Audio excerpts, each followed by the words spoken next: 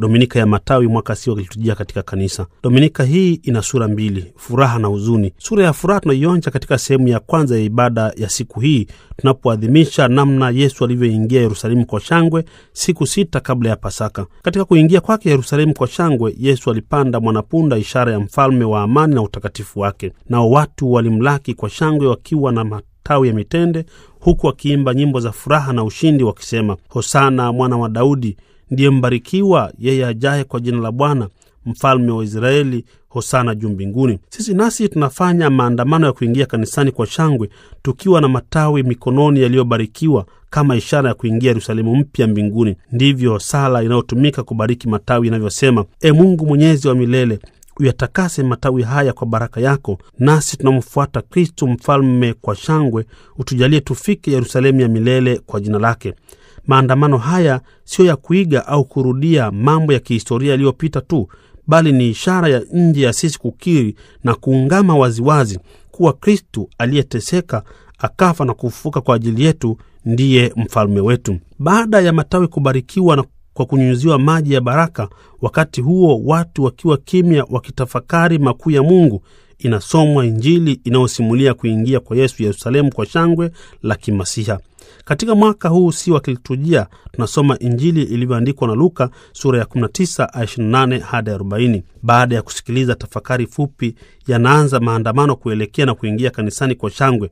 Maandamano haya yanapaswa kupambwa kwa nyimbo za furaha na kumsifu Mungu kwa sauti kuu kwa matendo makuu aliyotutendea. Tumshangilia Yesu Kristo mbarikiwa, mfalme ajaye kwa jina la Bwana, amani duniani na utukufu huko juu mbinguni. Katika maandamano haya, mtumishi wa chetezo chenye kufuka moshi hutangulia mbele, na nyuma yake anafuata mtumishi mwenye kuchukua msalaba uliopambwa kati ya watumishi wawili wenye mishumaa inayowaka. Kisha anafuata padri na watumishi wengine, na mwisho ni waamini wote wakiwa na matawi wakiimba kwa shangwe. Yesu anatuonya kuwa tusipoimba kwa shangwe na kushangilia kwa furaha, au tukinyamaza, mawe yatapiga kelele. Sehemu ya pili ya ibada ya Dominika hii ya Matawi ni kukumbuka mateso ya Yesu Kristo yanayotuingiza katika juma kuu la kuadhimisha fumbo kuu la ukombozi wetu, mateso, kifo na ufufuko wa Bwana wetu Yesu Kristo, yaani Pasaka. Katika sehemu hii kanisa linaweka mbele yetu mateso makali yaliyopata Kristo Yesu na kutueleza mapato yake, ushindi dhidi ya dhambi na mauti unaodhihirishwa na utukufu wa ufufuko wake. Ni katika tumaini hili mama kanisa katika sala ya mwanzo anasali hivi: E Mungu mwenyezi wa milele, ulitaka Mwokozi wetu atwae mwili na kuteswa msalabani ili wanadamu wapate kufuata mfano wa unyenyekevu wake. Utujalie kwa wema wako tuweze kuwa na uvumilivu kama yeye na kustahili kuishi mateso ya Yesu Kristo ambayo tunaweza kuyafahamu vizuri tu tukiyatazama pamoja na ufufuko wake. Kwa hiyo liturujia adhimisho hili imejaa mwanga wa Kipasaka, nasi tukiweka matumaini yetu kwa Yesu Kristo tukayaishi mafundisho yake, tutashinda na kustahilishwa kurithi uzima wa milele. Somo la kwanza ni la kitabu cha nabii Isaya sura ya 50 aya 4 hadi 7. Somo hili linahusu utabiri wa mtumishi wa Mungu aliye mwaminifu katika kazi yake, ambaye haogopi magumu wala mateso. Mtumishi huyu ndiye Yesu Kristo aliyevumilia mateso yote, hakuficha uso wake asipate fedheha na kutemewa mate. Hakukata tamaa, bali aliwatolea watesi wake mgongo wake walipomchapa mijeledi, na walipomng'oa ndevu mashavuni mwake hakuficha uso wake. Daima alikuwa mwaminifu na msikivu kwa sauti ya Mungu wakati wote wa maisha yake. Kwa usikivu wake alipewa nguvu na uvumilivu dhidi ya watesi wake, akapewa na uwezo wa kuwafundisha na kuwapatia matumaini wanyofu, wanyonge, maskini na waliovunjika moyo. Kwa mateso yake sisi tumekombolewa kutoka utumwa wa dhambi na mauti. Ni katika muktadha huu mzaburi katika wimbo wa katikati anasema hivi: Mungu wangu, mbona umeniacha? Wote wanionao hunicheka sana, hunifyonya wakitikisa vichwa vyao. Husema, alimtegemea Bwana naye amponye, na amwokoe sasa, maana apendezwa naye. Kwa maana mbwa wamenizunguka, kusanyiko la waovu wamenisonga, yamenizua mikono na miguu, naweza kuihesabu mifupa yangu yote. Wanagawanya nguo zangu na vazi langu wanalipigia kura. Nawe Bwana usiwe mbali, Mungu wangu, fanya haraka kunisaidia. Nitalihimidi jina la Bwana kwa ndugu zangu, katikati ya kusanyiko nitakusifu. Ninyi mnaomcha Bwana msifuni, enyi nyote mlio wazao wa Yakobo mtukuzeni.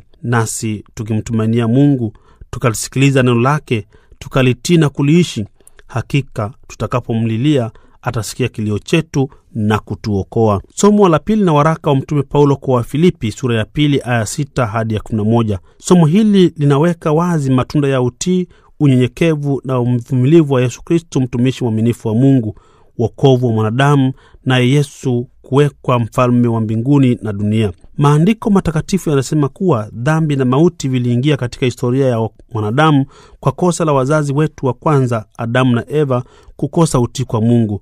Lakini kwa utii wa Kristo Yesu, dhambi na mauti vimeangamizwa. Kwa kutokutii kwa Adamu na Eva tulitengwa na Mungu.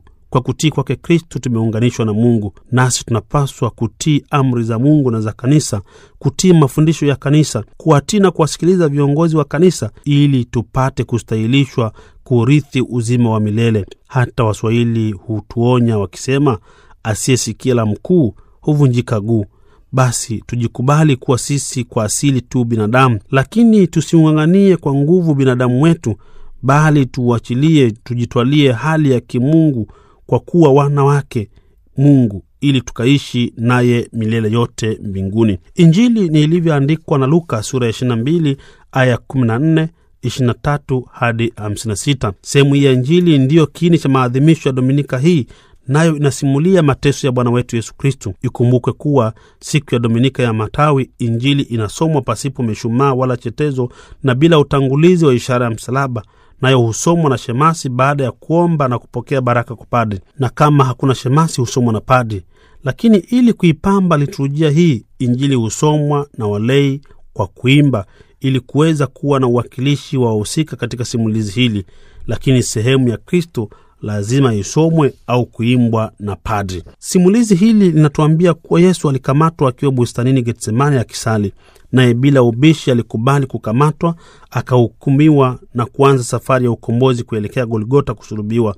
Safari hii ilikuwa na mateso makali sana. Alibebeshwa msalaba mzito, alifanyiwa dhihaka, alipigwa mijeledi, akavuliwa nguo, akatemewa mate, akatukanwa, akasulubiwa msalabani, na hatimaye akafa kwa sababu ya dhambi zetu na kuonekana kuwa mtu aliyelaaniwa na Mungu. Lakini kwa kifo chake kilivyokuwa cha pekee, dunia ilitetemeka, jua lilififia, kukawa giza juu ya nchi, pazia la hekalu likapasuka mara mbili, naye alipochomwa ubavu kwa mkuki, vilitoka damu na maji, ndizo chemchemi ya sakramenti za kanisa. Na walioshuhudia walisadiki uaguzi wa manabii na kusema, hakika huyu alikuwa ni mwana wa Mungu. Katika simulizi hili, sauti za umati wa watu husikika wakipiga makelele wakisema, asulubishwe, asulubishwe. Nasi kwa mawazo, maneno na matendo yetu maovu na kwa dhambi zetu natoa mlio na makelele hayo hayo tukisema, msulubishe, msulubishe. Petro alijaribu kupambana na nguvu za giza kwa upanga.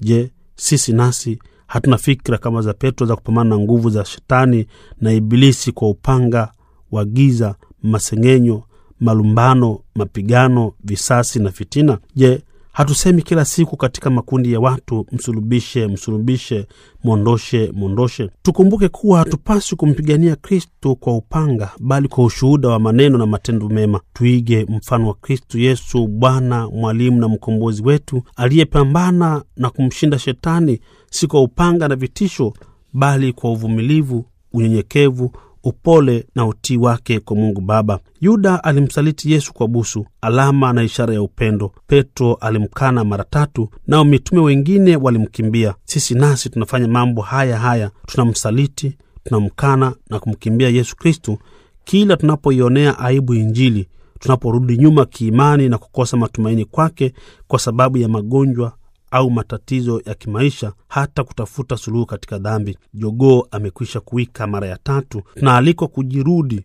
tujiweke chini ya msalaba wa Kristo, kwani hatuna tumaini lingine.